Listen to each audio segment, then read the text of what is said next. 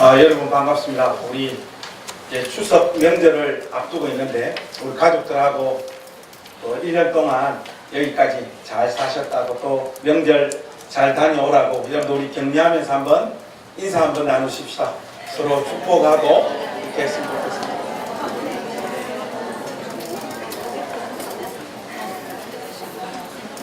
혹시 우리 가족들 중에 해외여행 가시는 분 계십니까?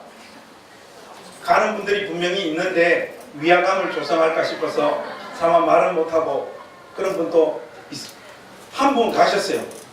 우리 교회 지금 한 분 갔습니다. 몽골 간다고 이렇게 문자가 왔어요. 그래서 잘 다녀오라고 이렇게 격려했는데 여러분 하여튼 그 추석 잘 보내시고 특별히 또 명절 때 항상 막판 되면 상 한 번 없는 일들이 벌어지잖아요. 여러분들이 주도는 하지 마시고 평화의 사도가 다들 되어주시기를 주님의 이름으로 부탁합니다. 오늘 여러분들하고 이 나눌 말씀은 하나님의 뜻을 분별하는 어떤 원리와 방식들에 대해서 좀 정리하려고 합니다. 사도의 일행은 이제 밀레도에서 에베소 교회의 장로들과 눈물의 작별을 하면서 그 밀레도를 떠납니다. 이것은 1차, 2차, 3차 전도 여행이 막을 내리고 있는 장면입니다. 21장 오늘 본문부터는 사도의 인생에 있어서 가장 가혹한 결박과 환난의 삶이 연출되는 내용들로 가득 채워집니다. 캠벨 몰간 목사님께서 사도행전 21장 이후의 사도행전 주제를 속박이라고 하는 한 단어로 이렇게 설명하셨는데 굉장히 일리가 있고 설득력 있는 이야기라고 할 수 있습니다.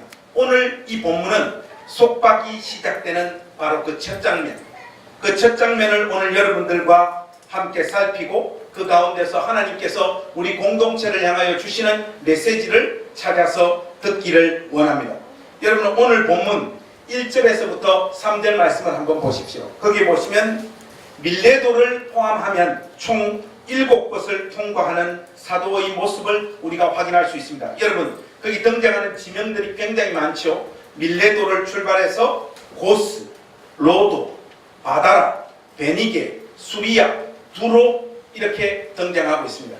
제가 확신하건대 이 언어 치료하시는 분들은 성경을 소리내서 읽으면 대부분 다 고쳐지게 되어 있습니다. 이 발음하기가 굉장히 어렵지 않습니까? 그죠? 마지막 도착지가 어딘가 하면 바로 이 두로입니다. 그런데 4절 말씀 여러분 주목해서 한번 보십시오. 이곳에서 사도의 예루살렘 행을 반대하는 제자들을 사도가 만납니다. 여러분 우리 4절 말씀 한번 소리내서 같이 읽어보실까요? 시작. 그 제자들이 성령의 계속하세요. 시작. 성령의 감동으로 바울더러 예루살렘에 들어가지 말라 하더라. 그들의 권면이 강력한 이유는 단순히 그들의 생각에서 기인한 것이 아니라 성령의 감동으로 사도 바울의 앞길을 막아서고 있다는 것이에요. 여기에 또 보시면 들어가지 말라 하더라 라고 하는 이 동사의 시제를 헬라어 성경으로 살펴보니까 미래 완료 시제로 되어져 있습니다. 이 말은 이 제자들이 한번 예루살렘으로 들어가지 말라라고 사도에게 말을 하고 끝난 것이 아니라 계속해서 여러 차례 반복해서 이번에 들어가면 안 된다라고 성령의 감동에 의지하여 사도 바울의 예루살렘 행을 반대하고 있는 것이 성령의 감동으로 일회성이 아닌 여러 번 쏟아지는 권면을 뒤로 하고 사로는 이 두로를 과감하게 떠납니다. 사로는 돌레미아를 거쳐서 가이사랴의 빌립 집사 집에 드디어 도착하게 됩니다. 여러분 이 보면 돌레미아까지가 배를 통하여 이동했고 이 돌레미아부터 가이사랴까지는 육로를 통해서 이동한 것이 틀림없습니다. 그런데 이 집에서도 두로에서 사도가 경험했던 똑같은 경험을 하게 되어집니다. 그 내용이 10절에서 12절에 우리에게 소개되어지고 있습니다. 여기는 한번 우리 교독에서 한번 같이 읽어봅시다. 제가 먼저 10절 말씀을 읽겠습니다.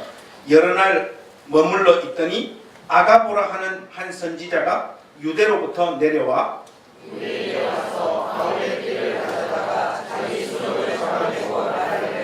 성령이 말씀하시되 예루살렘에서 유대인들이 다시 이 인자를 결박하여 이방인의 손에 넘겨주리라. 12절 같이 하십시다.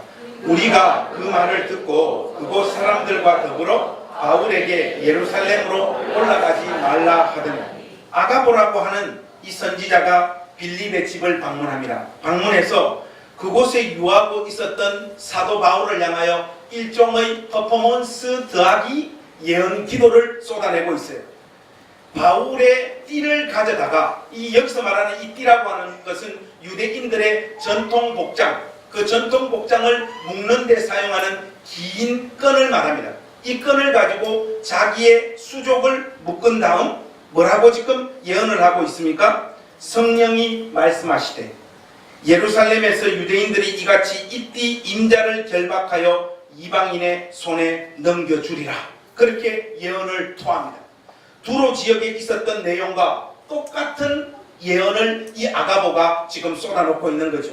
차이점이 있다면 사도의 운명을 자신의 행동을 통해서 더 생생하게 보여주면서 그 말을 쏟아놓고 있다는 것. 이 차이밖에 없습니다. 이번에도 역시 성경은 뭐라고 말씀하고 있습니까? 성령이 말씀하시되 이렇게 말하고 있어요. 그 결론은 명확합니다. 사도는 예루살렘으로 이번에 올라가면 안 된다는 것이에요.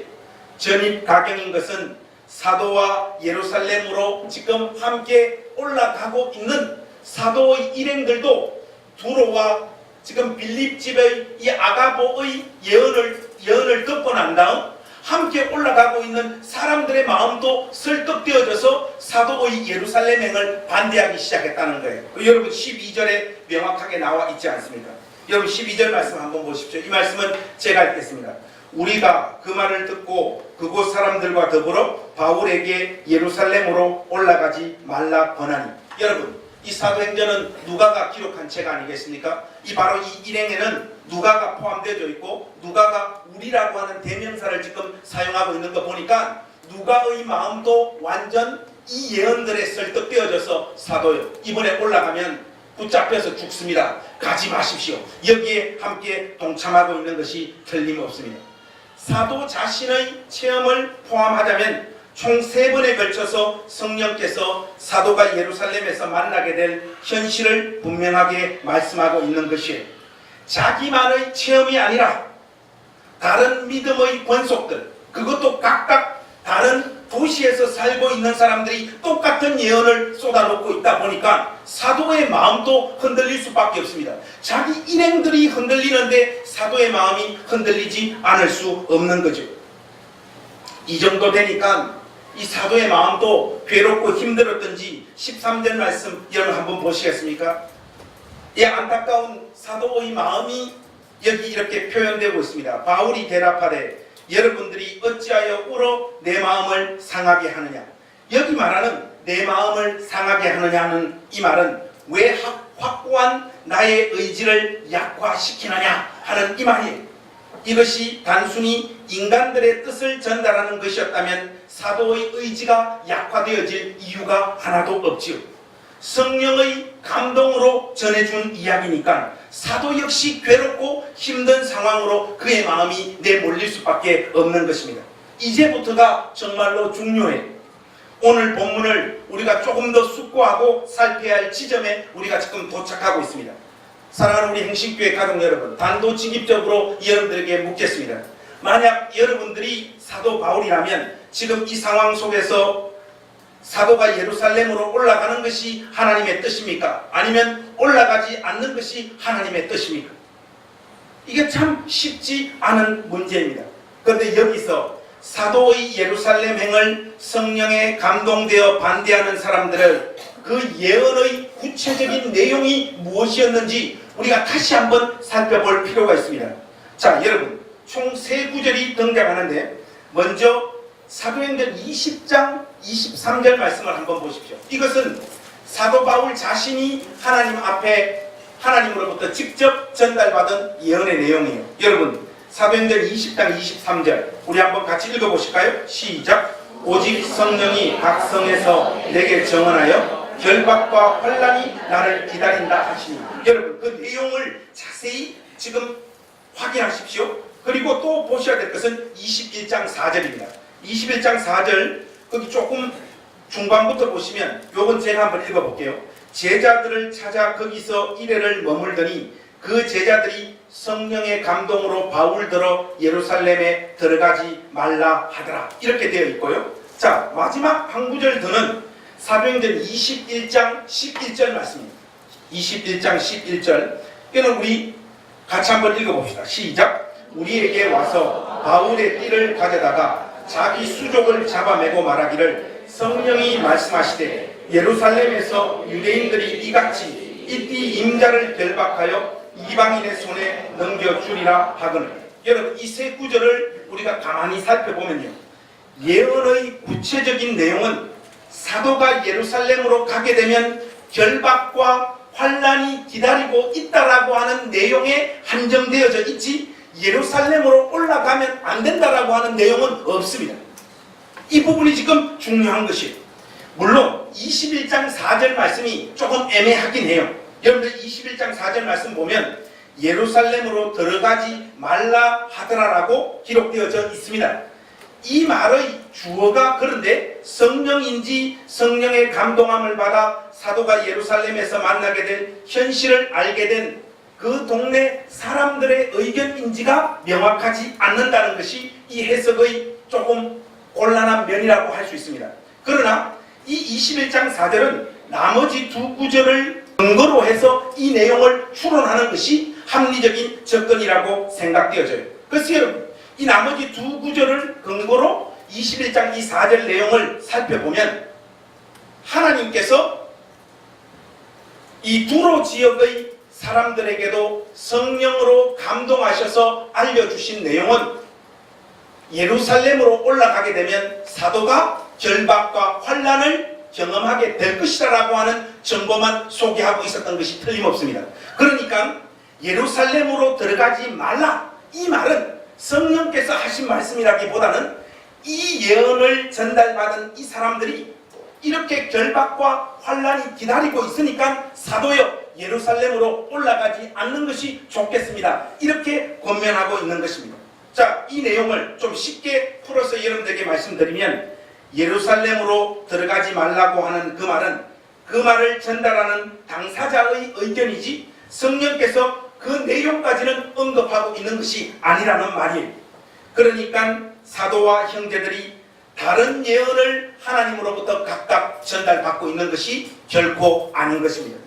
예루살렘에서 결박과 환난을 만나게 되리라는 동일한 예언을 사도도 전달받고 두로와 아가보 선지자로 전달받았는데 이 동일한 예언을 가지고 하나님 앞에서 어떻게 해석하며 어떻게 행동하고 결단해야 될지에 대한 의견이 지금 나누어지고 있는 장면이다, 이 말입니다.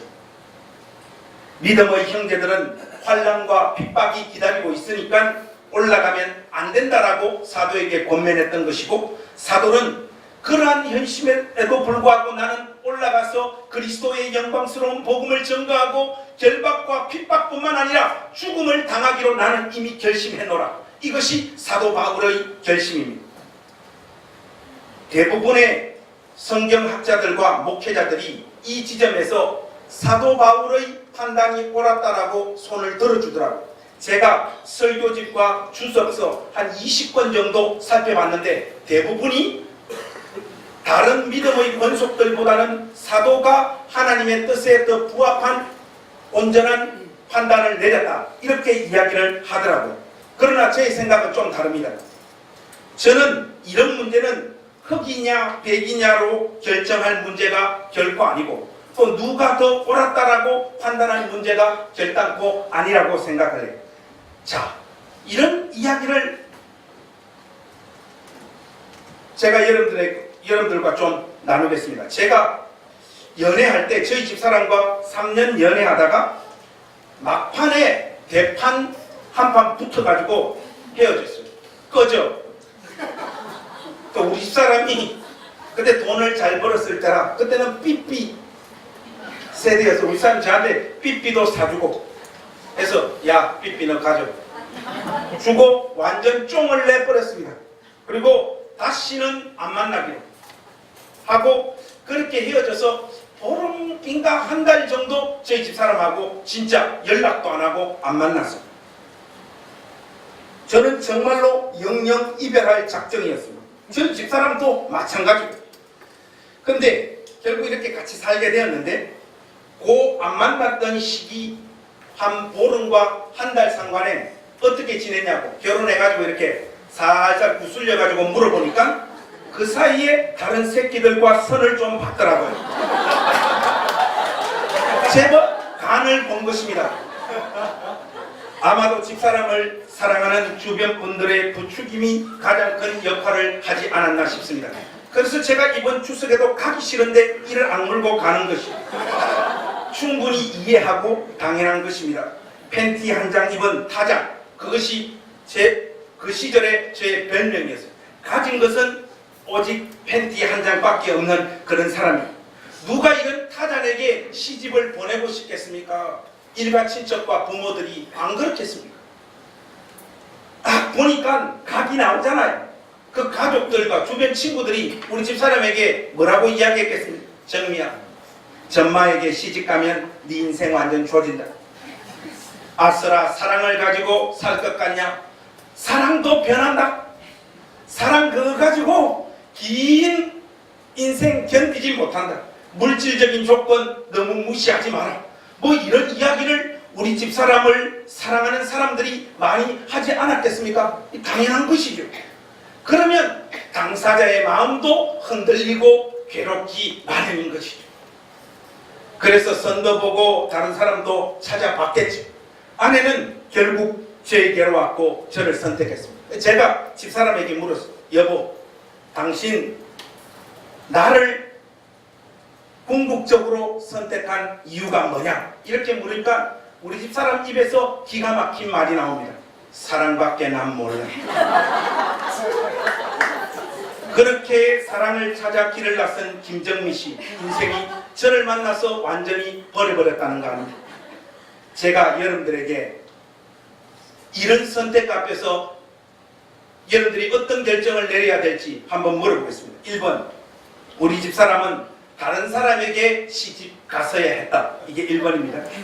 2번, 우리 목사님 잘 만났다. 2번. 자, 여기서 오늘 여러분과 저는 완전 결별하느냐 계속해서 관계를 유지하느냐가 판가르는 목사님 딱 1번은 아니겠지만서도 사모님이 1번을 선택했으면 사모님의 인생이 좀 더 행복했을 것 같다. 1번 손합니다. 1번. 수찬 정지 6개월. 목사님하고 잘 결혼을 했다고 생각하시는 거 손 한번 들어. 권사님 오늘 예배 끝나고 해서 안수기도 한번 해보겠습니다. 근데 여러분, 하나님은요 우리가 어떤 선택을 하고 누구를 선택하더라도 그 가운데 또 은혜를 부으시고 신자 각 사람의 삶을 복되게 하시는 분이라고 저는 믿습니다. 아마 우리 집사람 다른 놈 만났어도 행복하게 잘 살았을 것입니다. 그러나 분명한 것은 지호와 지은이는 세상에 나올 수 없었다는 거예요. 제가 이런 것과 비슷한 고민들이 있어서 직설이라고 하는 박영서 목사님과의 대담을 할 때도 목사님께 물었어요. 사실 제가 이 개척을 앞두고 여러 가지 옵션이 저에게 있었습니다. 1번은 청빙받아서 가느냐, 울산에 개척하느냐, 행신에 개척하느냐, 이거 가지고 사실 고민이 많았습니다. 아니면 저 마음에 이게 공부를 다 끝내지 못한 한 비슷한 것이 저 가운데 좀 있어요.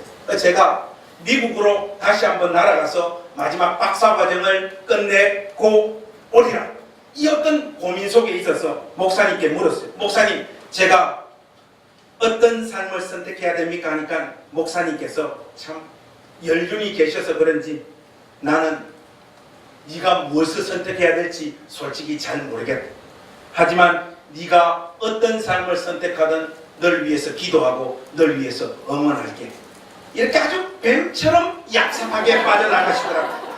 하나님께서는 사도가 예루살렘으로 꼭 올라가지 않았어도 그 삶을 통해서 그리스도의 복음을 온전히 수종드는 종으로 삼으시고 그를 사용하셨던 것이 틀림없습니다. 그럼에도 불구하고 사도는 핍박과 죽음을 마다하지 않고 예루살렘으로 올라가기를 고집하고 실질적으로 올라갑니다.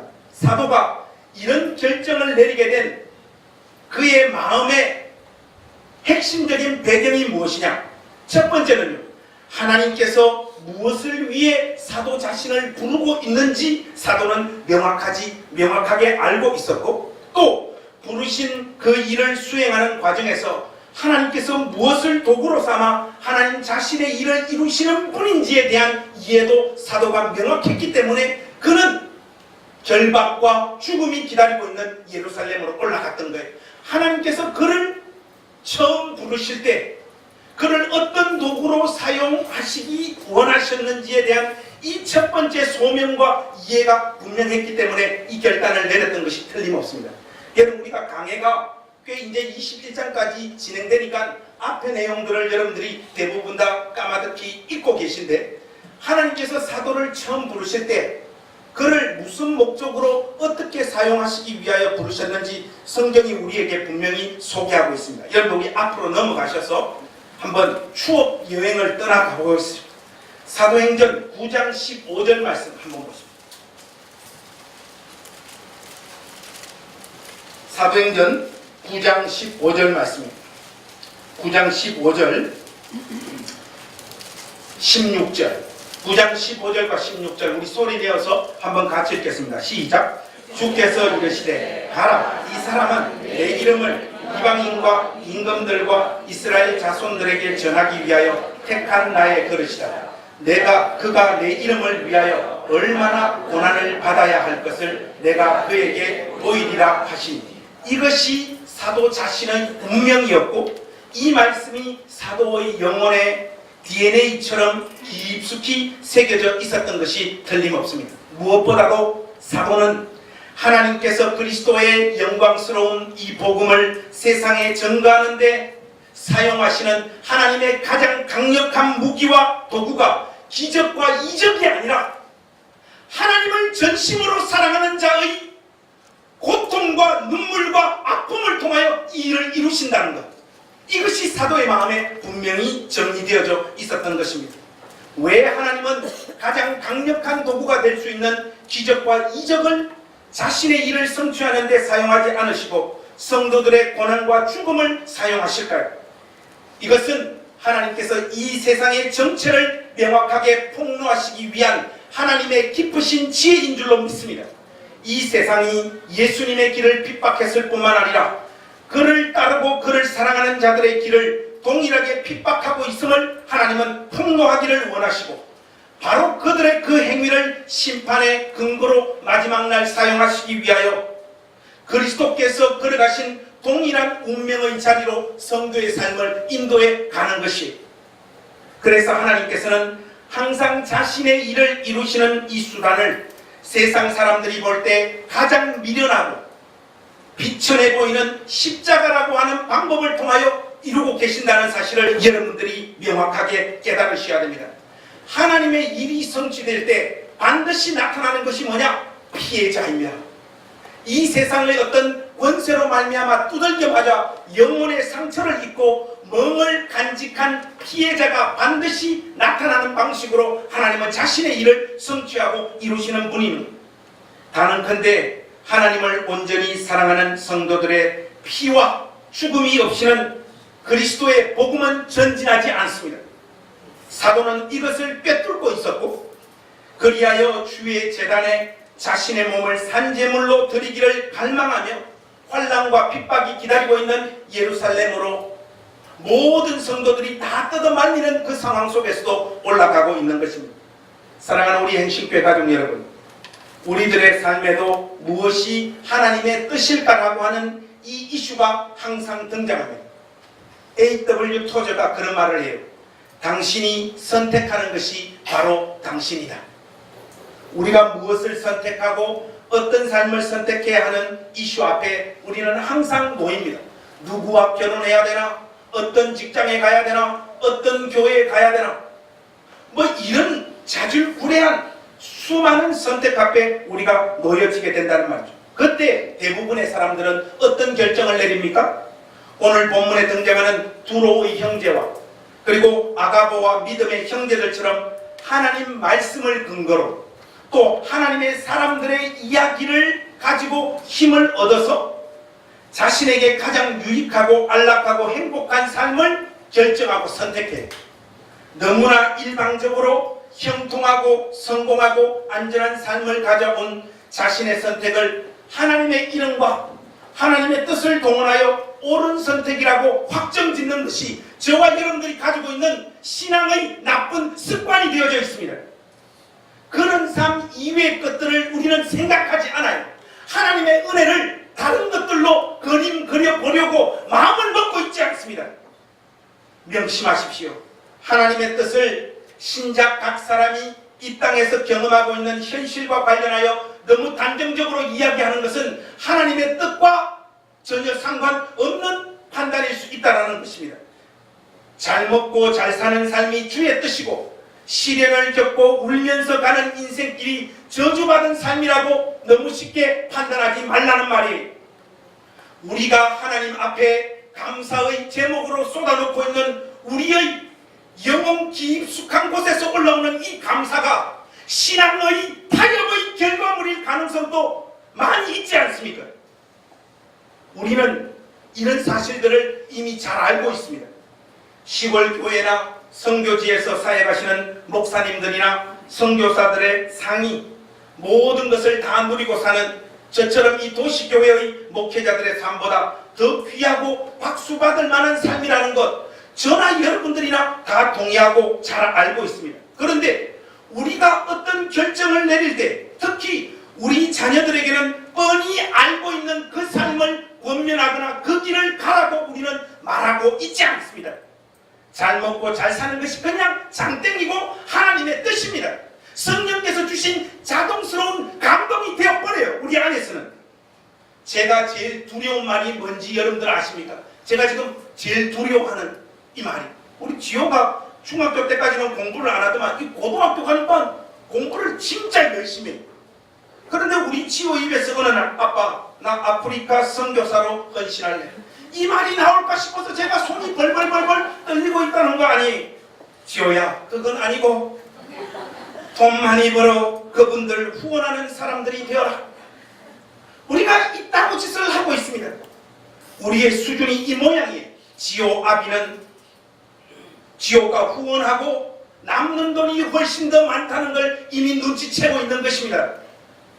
한 사람의 성도를 하나님의 뜻대로 살지 못하게 만드는 존재가 그 사람을 가장 사랑하는 가족과 그 사람을 가장 사랑하는 교회의 권속일 수 있다는 이 사실 앞에서 오늘 우리가 하나님 앞에서 두렵고 떨리는 마음을 가져야 될 줄로 믿습니다. 이런 장면은요 항상 성경 안에서도 반복되어지고 있다는 사실을 우리가 주목해야 됩니다. 여러분 우리 말씀 한 구절만 펼쳐서 확인해 보십시오. 마태복음 16장으로 한번 가보십시오. 마태복음 16장. 마태복음 16장 21절에서 23절입니다. 소리내서 우리 반복 한 절씩 우리 교도하겠습니다. 제가 21절 말씀 읽겠습니다. 21절.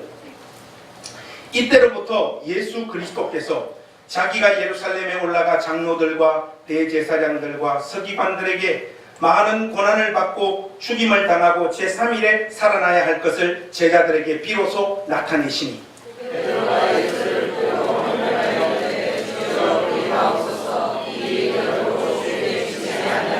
23절 우리 같이 하십시다. 예수께서 돌이키시며 베드로에게 이르시되 사탄아 내 뒤로 물러가라. 너는 나를 넘어지게 하는 자로라. 내가 하나님의 일을 생각하지 아니하고 도리어 사람의 일을 생각하는도다 하시고. 여러분 베드로가 지금 예수님 망치려고 예수님의 길을 반대하고 있습니까? 사도 바울의 주변 인물들이 그의 인생을 무너뜨리기 위해서 예루살렘으로 가지 말라고 지금 뜯어말리고 있는 것입니까? 아니에요. 누구보다 따뜻하고 인간적인 정을 가미해서 토해놓고 있는 눈물 어린 사랑의 권면입니다. 그런데 그것이 주의 뜻을 이루는 가장 큰 방해물이 되어지고 있는 장면을 우리가 목격하고 있다 이 말이에요. 우리가 가장 사랑하는 우리의 가족, 특히 자녀들의 인생 행로를 가장 큰 사랑을 담아 망치고 있는 주범이 바로 여러분들입니다.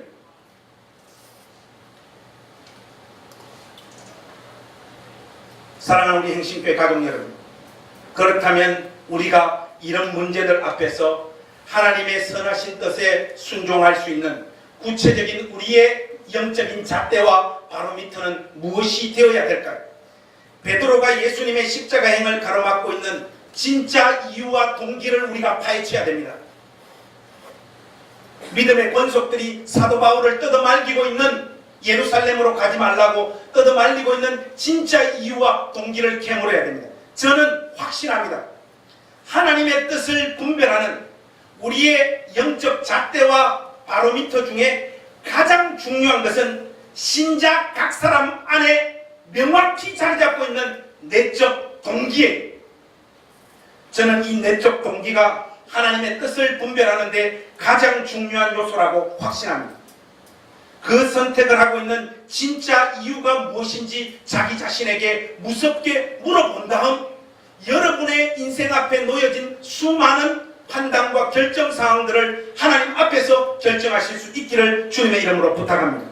본문에 등장하는 형제들의 조언과 충고보다 예루살렘으로 올라가버린 사도 바울의 판단이 하나님의 뜻에 훨씬 더 부합했다고 저는 확신합니다. 왜 그런가 하면 형제들이 사도 바울을 뜯어말리며 예루살렘으로 가지 말라고 말하고 있는 그 동기는 사도 바울을 사랑하는 마음이었습니다. 한마디로 그들의 그 동기는 사람에게 포커스가 맞추어져 있었습니다. 사도가 동일한 예언을 전달받고도 예루살렘으로 올라갔던 또 올라가려고 하는 그의 심중의 진짜 내적 동기와 이유는 그리스도의 영광스러운 복음이요 하나님을 사랑하는 마음이었습니다. 굳이 따지자면 믿음의 형제들보다 사도의 내적 동기가 훨씬 더 하나님 앞에 순결하고 고결한 동기를 가지고 있었던 것이 틀림없습니다. 누구의 판단이 더 옳다 그렇다라고 하기보다는 각 사람의 마음 가운데 자리 잡고 있는 이 내적 동기, 내가 무엇 때문에 우리 자식을 이 대학을 보내고 이 사람에게 시집을 보내고 장가를 보내고 이 직장을 가지게 하고 이 교회를 다니려고 하는 것인가? 여러분에게 물어보면 다른 사람들에게 전달하는 접대용 멘트 말고요, 불 끄고 입을 덮고 하나님과 여러분들이 1대1로 대면한 그 순간에 진짜 여러분들이 그 선택을 하는 이유와 동기가 여러분 영혼 안에서 발생되어질 거 아니냐 말이에요. 저에게 있어서 이런 문제로 있어서 제일 전정긍긍하게 만들었던 것은, 하나는 미국과 최근에 우리 침례교단 중형교회에서 제게 오퍼가 들어왔던 청빙이었습니다. 덕음교회에서도 청빙을 한번 받았고 최근에도 제가 청빙을 받았어요. 이 청빙을 받으니까 저 마음이 흔들리기보다는 저는 이 오늘 여러분들에게 목놓아 외치고 있는 이 메시지 그대로 제 내적 동기를 확인해 보았습니다. 내가 왜 조금 더 이 개척교회보다 낫고 인적 네트워크가 더 풍부한 교회로 가서 하나님 말씀을 전하고 목회를 하려고 하는 마음이 조금이라도 내 속에 자리 잡고 있는 것일까? 해보니까 뻔한 거예요. 애들 교육 마음껏 시키고요. 우리 집사람 화장품 바꿔줄 수 있고, 저도 제법 가오 잡으면서 목회할 수 있는 것, 그 이상의 어떤 동기들이 솔직히 큰 교회에 부임한다고 했을 때 저 속에서 끌어오르는 게 없더라고요. 그래서 안 갔습니다. 이것도 훌륭하지 않습니까? 또 하나가 있는데, 제가 본질이 이긴다라고 하는 책을 쓰고 난 다음에 사실 백석대학교 신학대학원을 좀 이렇게 알리는 사람이 되었죠. 그 학교 출신 졸업생이니까. 그래서 그 학교 설립자께서 저를 어여삐 보사, 저를 부르사 제가 쓰신 책을 그 자리에서 8,000권을 구입해 주시더라고요. 그런 다음 저보고 공부를 어디까지 했냐 하길래 박사과정은 끝내지 못했다고 하니까 이 설립자께서 저보고 담당자 교수님들을 다 불러 올리더만 김관성 목사님 박사과정에 입학시켜라. 입학시키고 졸업할 때까지 5년 동안 풀 스칼라십으로 전부 다 처리해요. 돈 한 푼 안 주고 박사과정을 할 수 있는 길을 열어주시더라고요. 학교 가니까 이미 저는 등록이 되어져 있고 학교에 내는 모든 돈이 다 면제가 되어져 있더라고요. 제가 한 2주 다니다가 학교를 때려치웠습니다. 왜 때려치웠는가 하니까 내가 이 공부를 왜 해야 되는가 하나님 앞에서 물어봤어요. 물어보니까 지금도 교만한데 베스트셀러 3권 지금도 교만한데 여기에 박사 딱지까지 붙어보십시오. 여러분들이 역겨워서 쳐다보지도 못할 존재가 되어버릴 것 같은데 망가질 것 같은 거예요. 망가질 거. 근데 사실 진짜 공부를 더하지 못한 것은 논문을 못 쓸 것 같아요. 제가 보니까 머리가 박사 수준의 머리는 아니더란 사실 그게 진짜 이유입니다. 지금 설교 시간이기 때문에 조금 이렇게 각색하고 있는 거지 진짜는 공부를 마칠 자신이 없더라고요. 여러분 우리가 사람은 속일 수 있잖아요. 사람은 이런 말로 저런 말로 다 속일 수 있지만은 하나님 앞에서 내가 이 결정을 내리는 진짜 이유와 나의 내적 동기만은 하나님 앞 그분을 속일 수 없는 것이 사실이지 않겠나.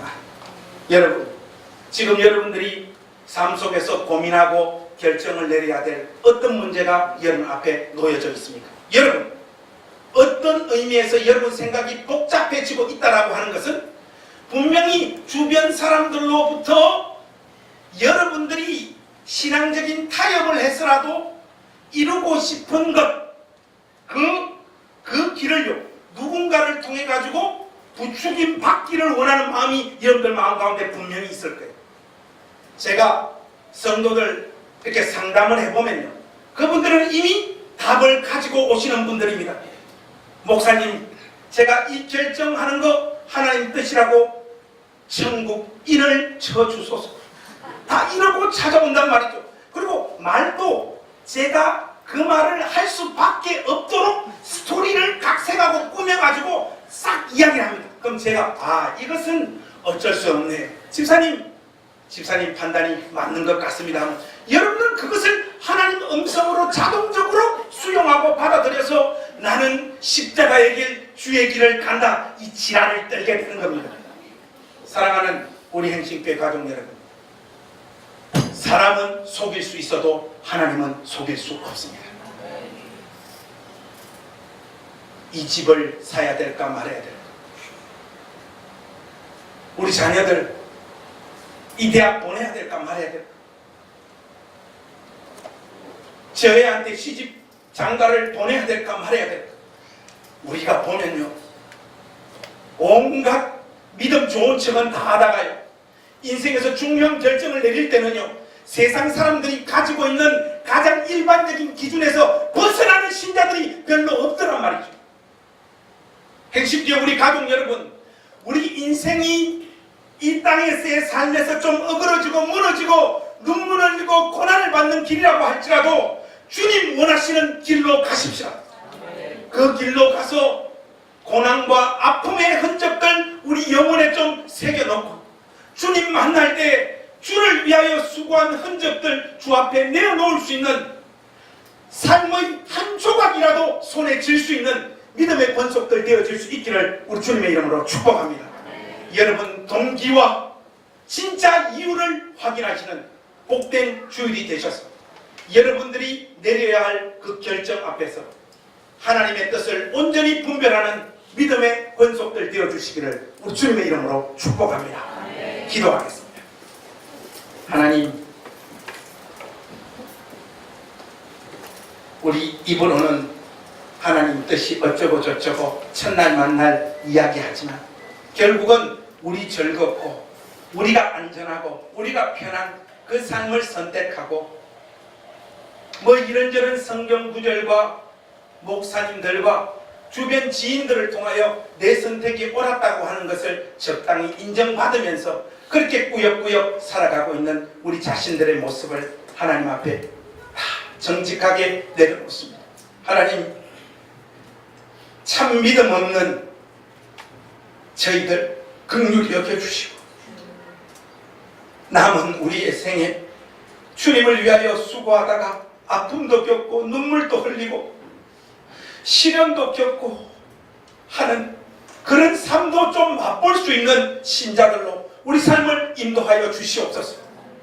인생에서 가장 중요한 결정들 앞에 진짜 그것을 선택하는 이유와 내적 동기를 무섭게 확인하고 하나님의 뜻에 조금 더 부합되어지는 삶들로 우리 인생들을 계속해서 선택하며 나아가는 우리 행신교회 가족들 되어질 수 있도록 은혜 베풀어 주시옵소서. 예수님의 이름으로 기도하옵나이다. 아멘.